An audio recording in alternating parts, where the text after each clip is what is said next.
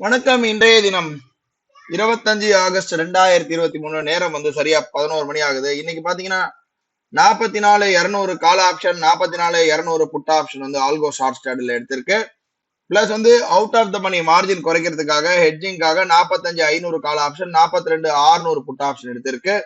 எடுத்த உடனே என்ன ஆச்சுன்னா மார்க்கெட் பாத்தீங்கன்னா டக்குன்னு கீழே வந்துருச்சு. So 44,200 put option stop loss ஹிட்டான உடனே market 43,500 put option out of the money எடுத்திருக்கு, ஷார்ட் எடுத்திருக்கு. இப்போ ஓவரால் எம்டிஎம் பாத்தீங்கன்னா 4,000 கிட்ட எம்டிஎம் ப்ராஃபிட்ல இருக்கு. ஆர்டர் புக் பார்க்கலாம். ஆர்டர் புக் பார்த்தா நமக்கு தெரியுது 950க்கு out of the money buy ஆயிருக்கு. 42,600 புட் ஆப்ஷன், 45,500 கால் ஆப்ஷன்.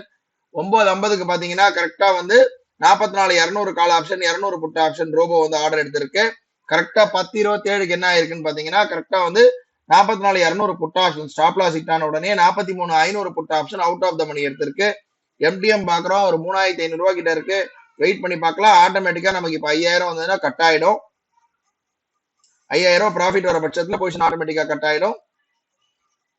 பாக்குறோம் கரெக்டா நமக்கு 6,000 போட்டு வச்சிருந்த ரிஸ்க் ரீச் ஆயிடுச்சு. மெயின் ரீசன் என்னன்னு பாத்தீங்கன்னா மார்க்கெட் சடன் நியூட்டன் கரெக்டா ஒரு 3 கேண்டில்ல நேரா அப்படியே வி ஷேப் ரிகவரி கொடுத்து மேல போயிட்டான்.